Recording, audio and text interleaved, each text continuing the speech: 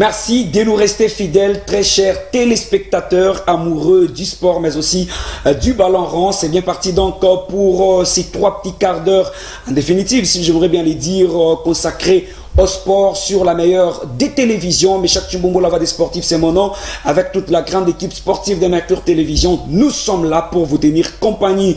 Comme vous le savez, l'actualité reste dominée par les éliminatoires de la Coupe du Monde Qatar 2022.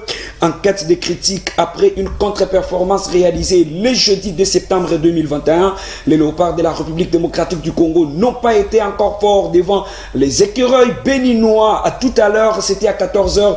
Ils se sont encore départagés le point score final en but à 0. On va essayer de décrypter ces matchs, mais aussi ces éliminatoires d'une manière générale. On parlera un tout petit peu en coulisses de cette affaire qui concerne, Dieu merci, qui concerne Youssouf Mulumbu, comme je voulais bien le dire. Youssouf Mulumbu, ancien capitaine des Léopards, qui a été refusé d'accéder au stade tout-puissant Mazembe-Anglebert le jeudi dernier. Et pourquoi donc les communiqués ou encore la direction du tout-puissant Mazembe-Anglebert a rejeté en bloc toutes les accusations portées contre elle. Elle dit qu'elle ne connaît rien, cette direction bien sûr, et que les responsabilités doivent incombent au comité organisateur de ces matchs qui opposaient la République démocratique du Congo à la Tanzanie. Avec moi sur ce plateau, Augustin Kapina, que j'ai le plaisir de dire bonsoir. Bonsoir mes chers Chimbombo, bonsoir à tous les fidèles téléspectateurs de Mercure Télévision, mais également bonsoir aussi à Denis Kamunga qui est avec nous sur ce plateau, mais également à toute la grande équipe technique qui va nous accompagner, et nous allons essayer un peu d'analyser, de décrypter ce qu'a été les moments forts de la rencontre de tout à l'heure entre les léopards de la République démocratique du Congo ainsi que le Bénin. Un but partout, le score est connu déjà, en tout cas. Un peu triste. Hein. Voilà, un peu triste au regard de la prestation des léopards. Et on commence à se poser beaucoup de questions quant à ce. Est-ce qu'on pourra se qualifier pour la Coupe du Monde Qatar 2022? Alors toutes ces questions nous laissent un peu perplexes, mais quand même on va essayer un peu d'entrer dans les détails pour décrypter. On va essayer d'entrer dans les détails pour décrypter tout ceci. C'est à suivre sur M-Sport, voilà, sur Mercure Sport, Mercure Télévision. L'émission s'appelle tout simplement M-Sport. Voilà, Augustin n'est pas seul. Il y a aussi Denis Kamunga. J'espère que le débat sera très chaud aujourd'hui, surtout en ce qui concerne la titularisation. Encore les retours de Dieu merci Mbokani. Je me réserve le droit de tout dire ici. J'ai le plaisir de les recevoir sur ce plateau. Denis Kamunga, bonsoir. Bonsoir mes chers, bonsoir également à toute l'équipe sportive de Mercure Télévision. Je crois que le moment est venu où beaucoup de sportifs étaient en train de nous attendre pour que nous puissions faire le point sur les 2 sorties de nos fauves congolais. Apparemment, vous êtes un peu content parce qu'avec Augustin, je sens une tristesse profonde. Je ne sais pas si c'est un problème personnel. Je ne pourrais jamais être content, et surtout que nos élites ont fait une mauvaise prestation en dehors du pays, alors qu'on attendait voir quand même les léopards nous apporter une victoire ici à la maison. Mais que cela ne tienne, qu'à cela plutôt ne tienne, je crois que la compétition ou le championnat continue encore, les éliminatoires pourront encore nous dire plus, mais ce que nous évitons surtout, c'est les calculs. Les Congolais sont habitués à tenir maintenant leur calculette en main pour essayer de faire 1 plus 1 égale à combien, nous avons gagné ou nous avons perdu, on a fait match nul. C'est ça peut-être pas à l'issue de ces calculs que nous obtenons notre qualification. Mais cette fois-ci, on commence déjà à être déçu de la première entame. Voilà, en tout cas, en quête de certitude, après une contre-performance réalisée le jeudi 2 septembre 2021 au stade tout-puissant Mazembe-Anglebert, situé dans la commune de Kamalundu, dans la capitale qui préfère de la République démocratique du Congo, lors de la première journée des éliminatoires de la Coupe du Monde Qatar 2022. Les coéquipiers de Dieu merci Mbokani ont réalisé une partie très poussive, s'il faut que je le dise, face aux écureuils béninois cet après-midi pour les comptes de la 2e journée de ces mêmes éliminatoires. Ils ont été le premier à pouvoir dévierger la cage adverse, toujours par l'entremise de Dieu merci Mbokani, après un très bon travail de Cédric Bakambu. Quelques minutes plus tard, les Béninois ont récupéré et le score est resté inchangé jusqu'à la fin du coup de sifflet final. On va justement prendre les résumés avec Christian Béa. On se retrouve juste après. On doit quand même le dire. Le gardien, quand il reste pas attentiste, mais le gardien est sous d'abord une couverture. Il a tout un parapluie avec lui. C'est la défense qui est devant lui. S'il voit qu'il y a une issue, où peut-être le ballon peut, plutôt par lesquels le ballon peut passer. C'est en ces moments-là qu'il essaye maintenant d'interpeller ses défenseurs pour leur dire refermez les trous que vous avez laissés, sinon les ballons pourront vous passer. Nous voyons aussi des ballons qui passent à travers les jambes et ça fait toujours très mal. Donc le problème ici, moi je constate qu'il y a eu d'abord une mauvaise lecture du ballon, donc de la trajectoire du ballon qui venait d'ailleurs du côté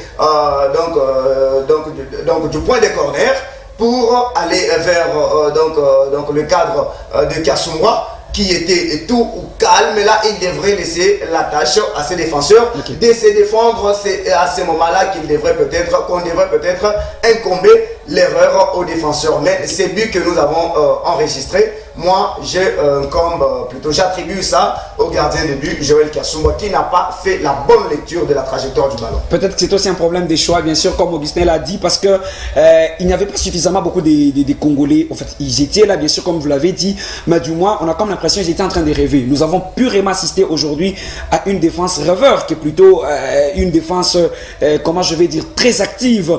Alors, on va essayer de comparer. Quand nous avons en défense quelqu'un comme Joël Marcel Tisseron, on a en défense Louis Ndama Christian. Qui n'était pas dans les matchs aussi, il faut le dire. Mais on ne l'a pas senti. On ne l'a pas vraiment senti. Moi j'ai dit que c'est grâce à lui que l'on a reçu quand même la manière salvatrice de faire sortir le ballon qui a chuté dans les poteaux, dont nous venons de parler maintenant. Si ce n'était pas lui, le ballon peut-être allait filer au fond du filet et on allait nous faire encore très mal encore. Félicitations à lui, mais aujourd'hui on ne l'a pas tellement senti et nous avions quand même parlé d'avant ce match que la défense, le sélectionneur devrait plutôt plus miser sur la défense et les milieux centrales pour essayer de ne pas permettre à l'équipe adverse de franchir la ligne médiane ou la ligne défensive. On ne sait pas si la tâche sera très difficile pour les léopards de la République démocratique du Congo dans ces éliminatoires. Il faut quand même le dire que, la formule est encore assez très longue parce qu'il y a 10 groupes, il faudra au moins 5 qualifiés par chaque groupe. Que ces 5 qualifiés vont également se croiser, voilà, en match aller et retour, et il y aura 5 représentants seulement africains au Mondial Qatar 2022. On va prendre les résumés de ces matchs qui avaient opposé les léopards de la République démocratique du Congo au Taifa Stars de la Tanzanie pour vous rafraîchir la mémoire, pour comparer exactement les deux prestations. Voilà, c'était les jeudis derniers au stade tout-puissant Mazembe situé dans la commune de Kamalondo. Je rappelle, c'est dans la capitale cuprifère de la RDC. Voilà, vous venez là de suivre ces matchs de la première journée de ces éliminatoires de la Coupe du Monde Qatar 2022 pour les comptes du groupe J, un groupe qui nous concerne exactement parce que nous sommes concernés avec les léopards de la République démocratique du Congo. Comparativement à ce soir, est-ce qu'il y a lieu de dire qu'à Lubumbashi, ça a été quand même mieux? Quand bien même les scores demeurent les mêmes. La prestation, bien sûr. Pas du tout. Pas du tout. Vous remarquerez qu'ils sont restés dans le même carcan avec la précédente rencontre. C'est quasiment du copie-coller qu'on a encore assisté. Donc, il n'y a pas eu d'évolution, il n'y a pas eu de changement dans les jeux, il n'y a pas eu de performance. Nous sommes restés là tout simplement en train de stagner à un même endroit. Donc voilà pourquoi les sélectionneurs ont encore du pain sur la planche, de beaucoup plus travailler pour qu'on puisse assister à des performances. Et évidemment, les joueurs, nous les avons, les talents sont également là. Et maintenant, les sélectionneurs doivent justement chercher à imprégner sa philosophie. Est-ce que vous pensez que le problème de la communication serait un handicap? En quelque sorte, oui. Un Argentin, il ne connaît pas les Français. En quelque sorte, vous savez la communication, d'ailleurs, il faudra passer par un interprète. Ce n'est pas à vous, mes chers, ni moi, à Denis Kamunga, que je vais apprendre sur ces plateaux que tout est communiqué avec les joueurs. Ici, dans notre équipe, vous sentez que le joueur parle beaucoup français, mais également anglais. Il a fallu chercher quelqu'un qui pouvait, ou soit parler français ou soit parler anglais. Et en ce moment-là, la communication pourrait être un peu claire et nette. Qu'à cela ne tienne, le football moderne aussi exige que vous pouvez avoir un entraîneur qui parle une autre langue, mais quand même la communication avec des gestes, avec tout ce qui va avec, donc c'est un peu normal. Donc ça peut préjudicier, tout comme ça ne peut pas préjudicier, à partir du moment où l'entraîneur, c'est un entraîneur expérimenté. Il a entraîné l'Égypte, il a entraîné plusieurs clubs en Europe. l'Europe. Donc voilà, donc je pense que ça va comme ça. Voilà, ça va comme ça. On va prendre Dieu merci Mbokani qui nous faisait le point sur son retour, également sur sa prestation après les matchs de Lubumbashi qui avait opposé la RDC à la Tanzanie.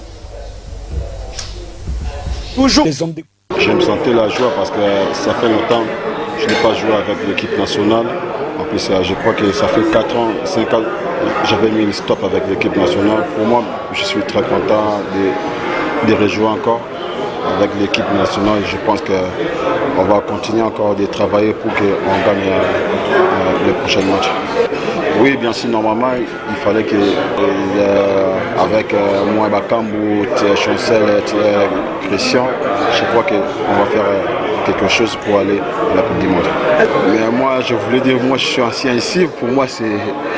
ça fait quand même longtemps que vous n'avez pas joué avec les amis. Oui, ça fait longtemps, mais je pense qu'il y a beaucoup de joueurs. On a joué déjà beaucoup d'années avec l'équipe nationale, mais pour moi, ça ne change rien. Et voilà, je suis professionnel, je connais pas mal de joueurs. Je crois qu'on va continuer comme ça l'entraînement pour qu'on joue nous tous on joue nous tous. Et je crois qu'avec l'équipe qu'on a, on va aller loin. Les joueurs que je vois ici, je suis d'abord très content avec eux parce que je vois aujourd'hui qu'ils sont à l'amour du pays aussi. Je crois que pour nous, même des joueurs aussi, on est nous tous ensemble pour qu'on joue à la Coupe du Monde. Je crois qu'on va continuer toujours comme ça avec les groupes qu'on a. Je pense qu'on va faire quelque chose pour l'équipe nationale. Des petits pays aussi. Mais pour nous, c'est possible. Bon, les premiers matchs, on a fait match nul. Je pense que le deuxième match, on va aller à Bénin pour gagner, pour prendre les 3 points et on verra après. J'étais un peu, c'est pas encore fini, ça reste beaucoup de matchs. Je pense qu'on va prendre aussi des points aussi. Pour soutenir. Voilà, Dieu merci Mbokani qui s'exprimait bien entendu devant nos amis de la presse de la Fédération congolaise, enfin, du ministère des Sports d'ailleurs. Et si il faut que je le dise, est-ce qu'il y a lieu de dire que son retour a été très important, Augustin Kapema? Voilà, je pense que le retour de Dieu merci Mbokani a été très important. La preuve en est que c'est l'unique buteur des Léopards jusqu'à preuve du contraire. C'est pas Denis qui va me contredire sur ces plateaux quand même. Donc il a marqué au match contre la Tanzanie et évidemment contre le Bénin. Donc c'est l'unique buteur et son apport est très important. Et voilà, on le sent sur terrain, voire même dans les vestiaires. Voilà, Denis, je sais que vous ne serez pas d'accord avec Augustin parce que vous n'avez pas été déjà d'accord avec les retours de Dieu merci Mbokani en sélection nationale. Pour eux, il fallait qu'on mise exactement sur les jeunes qui sont en train de monter. Qu'est-ce que vous reprochez exactement à Mbokani jusqu'ici?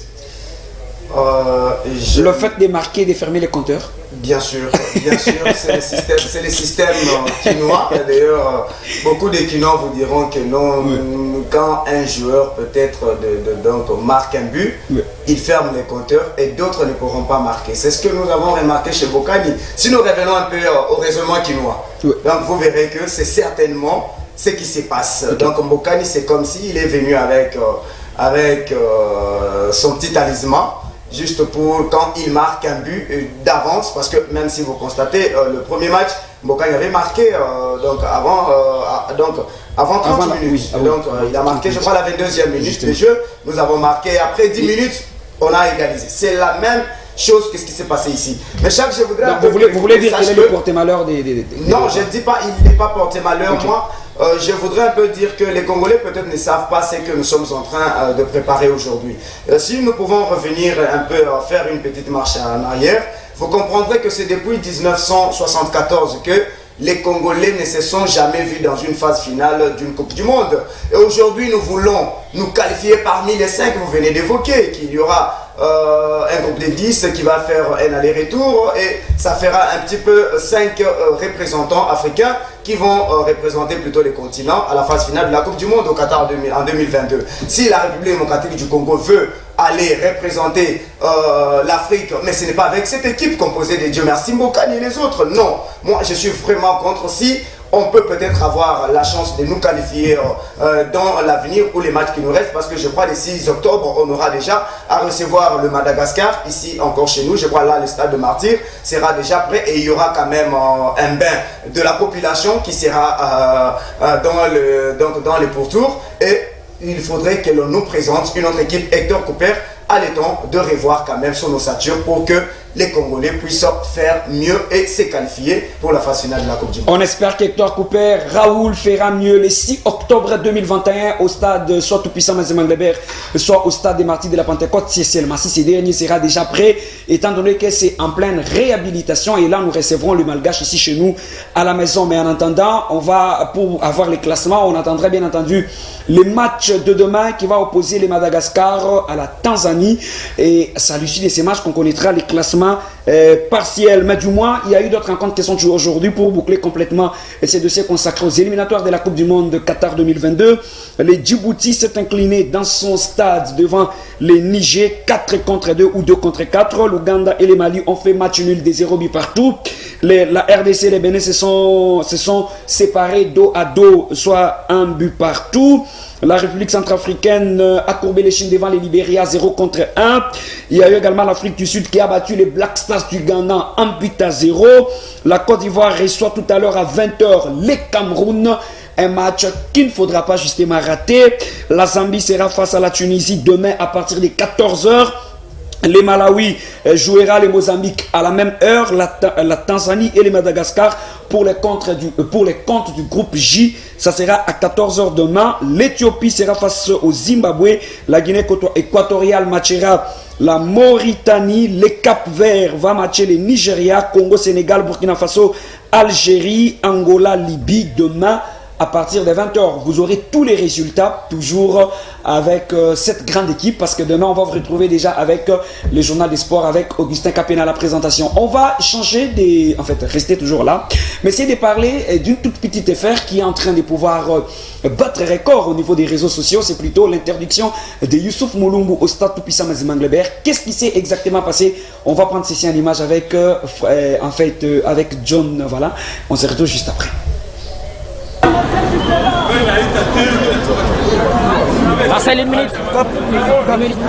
Ce sont des images qui désolent, des images qui attristent et qui sont plus vite devenues virales sur internet.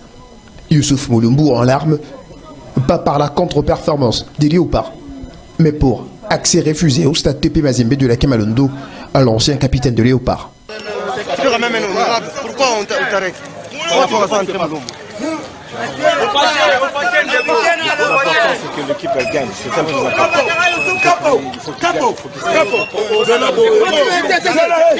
Plus vite, la réaction anglo-bertoise ne s'est pas fait attendre. Organisation RDC Tanzanie, le TP Mazembe pas impliqué, titre d'un communiqué avec lequel les clubs de Lubumbashi répond aux accusations de plusieurs internautes. Jeudi 2 septembre 2021, le stade TP Mazembe a accueilli la rencontre des éliminatoires de la Coupe du Monde 2022 entre les Léopards de la RDC et les Taifa Stars de la Tanzanie. De nombreux dysfonctionnements ont caractérisé l'organisation de cette rencontre. Pour s'être épuré, la communication du TP Mazembe rejette toute implication dans cette organisation et refuse donc d'être cité dans le fiasco qui a eu lieu à la porte d'entrée. Les organisateurs ont pris la ferme résolution de ne travailler qu'avec la police, garant du maintien de l'ordre public. Aucun badge d'accès n'a été remis ni à la direction du stade ni à la direction du club. Les accusations irresponsables et inacceptables envers le TP Mazembe dans l'encadrement de cette rencontre doivent cesser. Seuls les organisateurs de la dite rencontre doivent assumer leurs responsabilités. Ainsi conclut le communiqué de presse publié sur les sites officiels du club qui séjourne au Maroc, dont les dirigeants refusent clairement. Voilà, les Tout-Puissants Mazembe-Nglebert via un communiqué sur son site internet, à travers sa direction bien entendu, rejette en bloc toutes les accusations portées contre elle dans cette affaire. Un mot par rapport à ça? Voilà, je pense que d'abord c'est désolant voir quelqu'un qui a servi les drapeaux, quelqu'un qui a mouillé les maillots pour cette équipe et subitement arriver pour être intercalé et pour ne pas accéder au stade. C'est un peu désolant et on n'aimerait pas voir encore de tels actes être posés à la longue. Mais tout de même, en dépit de tout ça, je crois, ces derniers avaient fait une mise au point sur son compte Twitter pour expliquer la situation. Il a justement évoqué que lors qu'il s'est rendu rendu au stade. Il avait déjà appelé son président qui est Jacques Yaboula pour justement accéder avec lui au stade. Mais ce dernier l'avait déjà précédé. Il est venu par après avec son chauffeur ainsi que son garde du corps. Pour entrer, il voulait entrer avec les trois à la fois. Et les gens assurant la sécurité lui ont demandé qu'il peut entrer seul. Et lui ne pouvait pas entrer seul, il a préféré entrer avec les trois personnes qui l'accompagnaient. C'est ainsi qu'il a dit, si c'est moi seul, je n'entre pas, je préfère rentrer au lieu de délaisser mes collaborateurs à l'extérieur. Mais quand même, ce n'est pas des choses qu'on doit voir parce que c'est un peu décevant et désolant de voir un peu tout ce qui s'est passé autour de cette situation. Denis, on disait tout à l'heure que son apport devrait être très important, l'apport de Youssouf Mulumbu, pas comme athlète sur terrain en train de jouer, comme joueur bien entendu, mais justement comme un ancien. On savait que même dans les vestiaires, il pouvait un tout petit peu inculquer quelque chose parce que lui, en tant qu'ancien capitaine, il devrait nécessairement avoir accès dans les vestiaires. Et cette histoire très triste est arrivée. Heureusement qu'il a eu à pouvoir éclairer la lanterne, mais tout de même, ça reste un fait à condamner. En tout cas, comme tu viens d'ailleurs de le dire tantôt, que ça reste un fait à condamner, mais donc Youssouf Mulumbu n'est pas quelqu'un de moindre dans cette équipe nationale. Il a toujours joué son influence au sein de cette équipe nationale. Si peut-être aujourd'hui Youssouf se retrouve au sein de l'équipe Saint-Éloi-Lupopo de Cheminot, donc on ne peut pas prendre la rivalité qu'il y a entre Mazembe et Lupopo, imbiber ça dans les matchs qui se jouent pour l'intérêt général de la nation. Youssouf Mulumbu, bien sûr qu'il était venu alors que nous avait déjà dit suite aux restrictions de la pandémie à coronavirus que le match devrait se jouer à huis clos. Mais il y avait quand même quelques officiels qui devraient y prendre part. Youssouf également, c'est un officiel, disons, donc on peut le dire comme ça. Mais dire que son chauffeur et son garde du corps ne devraient pas l'accompagner. Moi, peut-être, je suis d'accord, on ne pouvait pas prioriser Youssouf Mulumbu et aussi ces deux gardes du corps, son chauffeur et les autres. Si peut-être Youssouf Mulumbu voulait faire la star, là, en tout cas, nous sommes d'accord que les mesures restrictives contre la coronavirus étaient déjà prises par les autorités. On ne pouvait pas enfreindre les mesures juste pour faire satisfaire Youssouf Mulumbu. Prochainement, ça va lui donner une leçon, qu'il sache que si on lui donne quand même une priorité, une valeur, que ça ne soit pas aussi un sursaut pour qu'il vienne piétiner les autres. Merci beaucoup Denis, merci également Augustin. Merci beaucoup. On vous retrouve quand? Le lundi, d'abord demain, à travers les journaux des sports. Différents journaux des sports vespérales, mais également le lundi prochain pour ces grands débats.